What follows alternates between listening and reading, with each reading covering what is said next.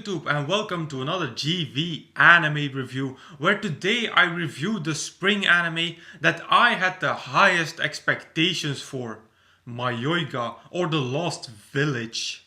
This anime had a very interesting concept and had the potential to become a real thriller. If it used its full potential, that's another question. The story of Mayoiga revolves around a group of 30 people who are traveling to a mysterious village called Nanaki Village. The legend of Nanaki says that it's a place where people can start their lives over, and the people on the bus that's traveling there all have their reasons to want to start over. But as soon as they arrive at Nanaki, strange things start to happen. Let's start with the overall setup of Mayoiga, because that was something that I found to be really interesting. The concept of people having psychological scars and them trying to get over them is always successful in gathering my interest. As I said multiple times before in other reviews, I love psychological animes, and Mayoiga used that to its fullest advantage. It's also something that we can extrapolate to real life. Everyone has their scars. Everyone has their things that happened in the past that they would rather forget about. And seeing anime characters trying to get over their scars maybe makes you think about your scars as well. Related to the previous point are the backstories. The backstories were pretty fucking sad. In my opinion, especially those of Leon and the main character Mitsumune. Now, the fact that we also got backstories for a big part of the characters was to be expected, since that's vital for a psychological mystery anime that Mayoiga was. Now, I also did have problems with the backstories, which I will get to in a minute. My final positive point was the conclusion of Masaki's story. The truth about who Reiji really is something that I didn't expect. Now, I can't go into too much detail about who Reiji was, since that's something that you only discover later in the anime. But that truth was a welcome surprise. Now, if you have been following the episodical reviews of Mayoiga, then you know that this anime wasn't very popular. And by many it was portrayed as trash. And that was because Mayoiga had some issues. The first issue, and also the most distinguished feature of Mayoiga, were the characters. 30 characters was too much for this anime. Now, I personally didn't have a problem with 30 characters, but the mistake that Mayoiga made was that it tried to make all of those characters equally important, and that was way too much. For starters, our two supposedly main characters, Mitsumune and Masaki, didn't really feel as main characters, especially Mitsumune. The time that was spent on them wasn't proportionally bigger than the time spent on other characters.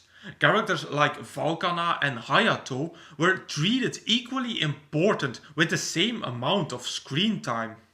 Mayoiga would have been better off by leaving at least 20 of these 30 characters as screen filling. It would have been okay for them to be there, but without names or purposes in the anime, just as screen filling.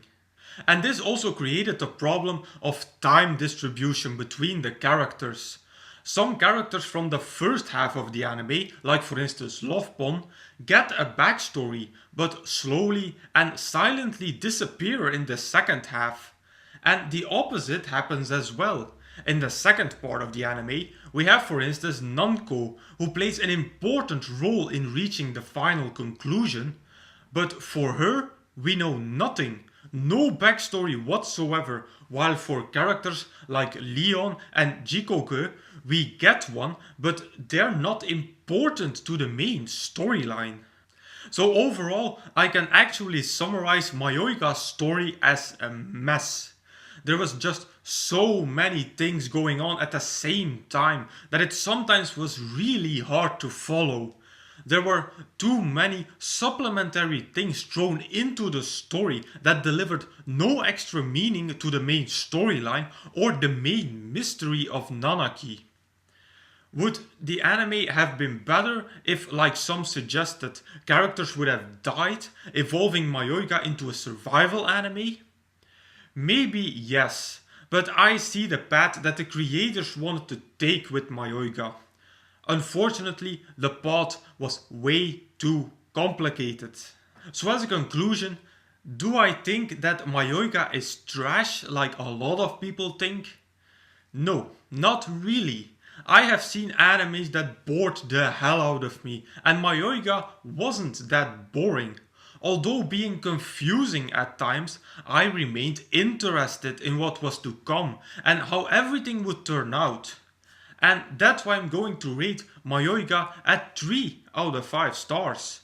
This series had a lot of potential, but unfortunately a lot of it went to waste with the overabundance of characters. If I think of recommendations based on the psychological scars theme, some of my favorite animes come to mind, like Shigatsu wa Kimi no Uso and Anohana the Flower we saw that day. But the anime that fits this profile the most is Angel Beats. The concept of coming to terms with your past, accepting what happened and moving on is the key aspect of Angel Beats. That and lots of feels. And with that I conclude my review of Mayoiga. As usual, you can find the full list of all my animes and reviews over at Anime Planet. As usual, I will put a link in the description box down below. Now if you want me to review particular anime from this list, please put it in the comments. Also, if you have a recommendation for me, put it in the comments as well. So if you like this video, please give it a thumbs up, visit me on Facebook and subscribe to this channel for more reviews in the future. I will say arigatou gozaimasu and I will see you all in the next video.